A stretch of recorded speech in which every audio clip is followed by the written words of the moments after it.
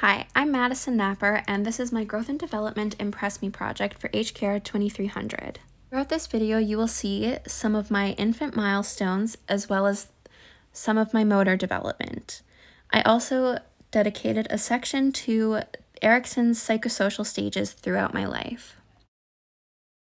The first milestone I was able to retrieve a video of from when I was an infant is me at 5 months old, and I'm laying down on my belly, but I am able to lift my head and my shoulders and turn my head. I was able to do this before 5 months old. This was just the first time there was documentation of it. You don't like it? I'm in jail, Dad.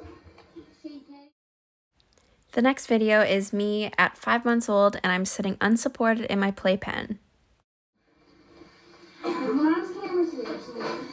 You'd be faster to find yours. It's very pretty, isn't it? That's cute, isn't it? The next milestone is me at 6 months old. At this age, I'm able to get up on my hands and knees, and I'm able to crawl. This video doesn't do a great job of representing crawling, but crawling is moving around on your belly. Come on, Madison.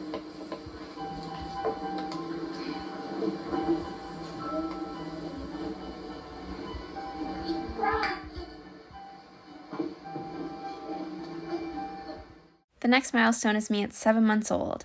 At this age, I'm now able to creep.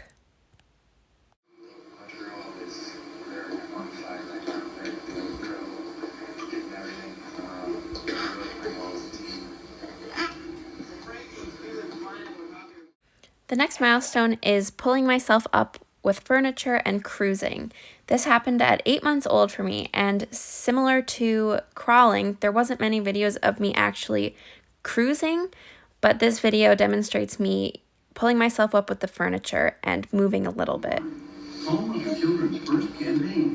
Deals designed to offer hopes and solutions for your family. Madison. The next video demonstrates me at 10 months old, and I'm reaching the milestone of being able to stand on my own.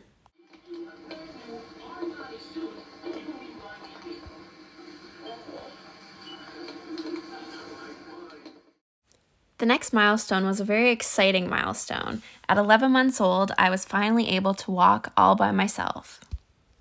This, of course, is early or immature walking. In this case, I am choosing stability and balance over mobility, and I'm walking with my arms in a high guard position. Don't fall. You're such a good walker. Oh my. Yay. Oh. What's exciting about the milestone of walking is once you walk, you are now considered a toddler.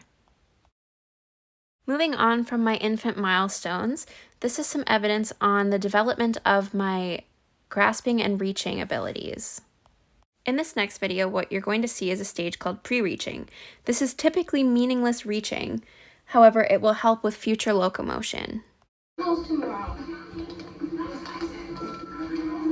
They feed you sideways. I can't feed her sideways, though. Next, we have unimanual reaching. In this next video, I'm able to reach for a coin and successfully grasp it without using my full hand or both hands to pick it up. You just found money.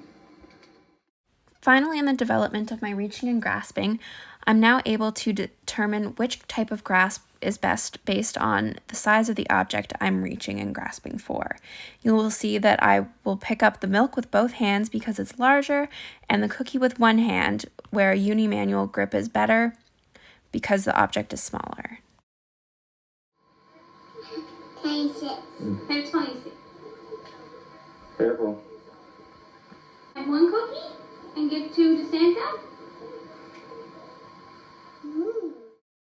I didn't have many infant reflex videos, however, sometimes reflexes can show up later in life. An example of that would be the startle reflex, and it can occur past infancy when getting scared.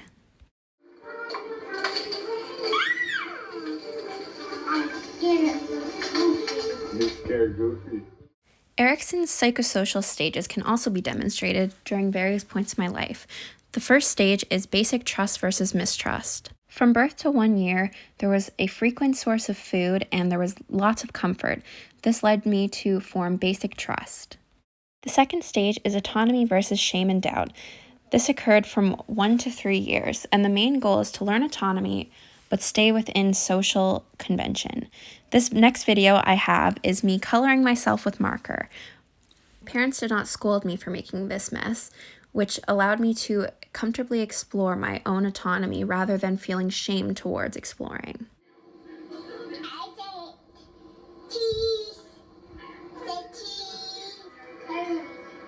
What are you coloring? The next stage is initiative versus guilt. This is when my actions and behaviors start to become goal-directed. At the age of 4, I decided that I wanted to give my cat a haircut. Now, this was a goal-directed behavior because I just wanted to give the cat a haircut. However, I was still learning that things like that might not be in social convention. I learned that it is not okay to give the cat a haircut, and I wasn't scolded for this, but on my own started to learn self-control because it did upset me to witness my cat get stuck in a tree afterwards. The next stage is industry versus inferiority. At this age, the acceptance of different social agents became a huge role. For me, the acceptance of my teachers was important.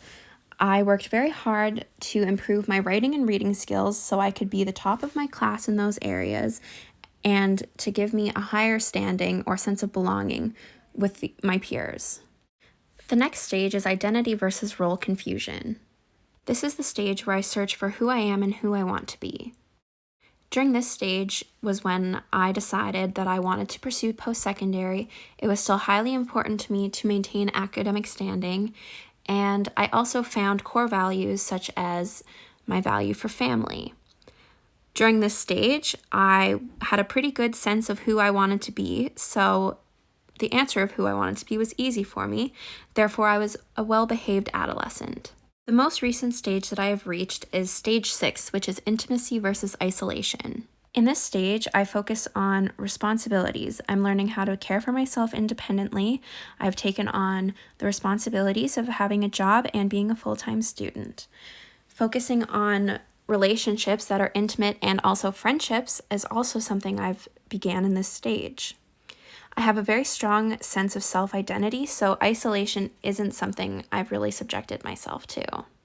That concludes my Impress Me assignment. I had a lot of fun creating this project and I hope you enjoyed it. Thank you.